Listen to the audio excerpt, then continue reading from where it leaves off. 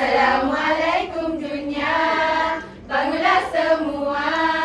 Marilah buka mata kita, dengar bicara, bicara yang gempa, pasti best sahaja.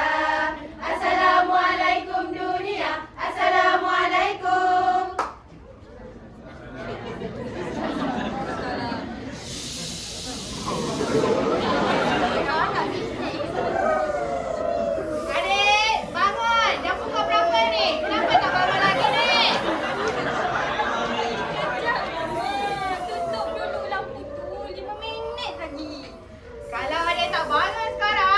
Simpah dengan air. Nak ke? Sekejaplah, saya akan pendek lagi. Bangun sekarang. Kalau tak ada fun satu hari ni. Yelah, kami nak bangunlah ni. Jom semua. Jom! Berbaju baru, busana indah, berseri-seri di pagi mulia, bersama keluarga dan mak yang tercinta, walaupun dimarah. Kan kemas macam ni. Barulah cantik depan orang ramai ni. Alah, ramainya orang. Hari ini kami nak cerita tentang Cerita. jarum. Bukan. Saya tahu. Cerita gambar Yon tu. Azlan. Azlan lepas telat. Koi laju. Sesaat. Pelan-pelan naik. Lepas tu spike. Ini. Malah sangat tengok TikTok. Hari ini kami nak cerita tentang gelagat ibu dan anak. Gelagak? Dia. Ayo. Ish. Sekarang bermula dalam kiraan 3, 2, 1. Kawan-kawan, siapa dekat sini anak sulung? Anak sulung yang garang tu. sangat baik sama tuan Bayura. Seram. Yang paling tegas, Yang paling berani.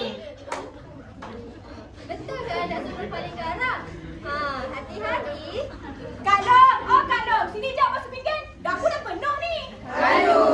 Kak Long, sini jap. Macam mana nak buka TV ni? Alamak. Hello, kain yang depan dah hujan ni.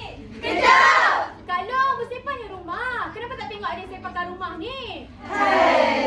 Kalung. Kalung. Bangun! Along. Kemana kau pergi? Ku masih mencarimu. Kemana kau hilang?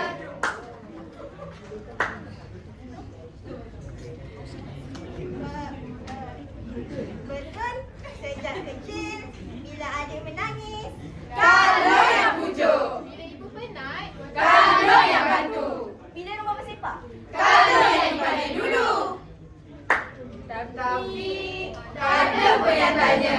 Kalau penat ke tak?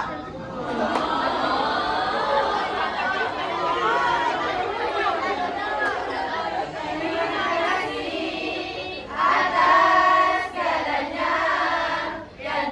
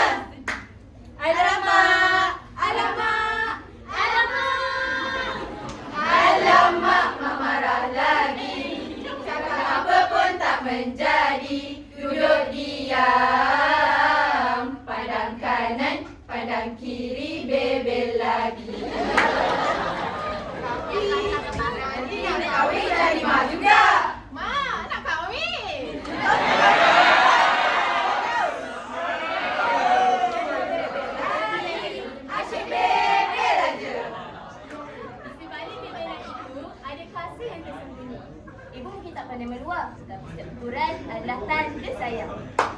Terima kasih Ibu atas doa yang tak pernah putus. Terima kasih Ibu atas semua pengorbanan. Terima kasih Ibu atas segala-galanya. Kaulah ibuku, cinta kasihku, terima kasihku, takkan pernah terhenti.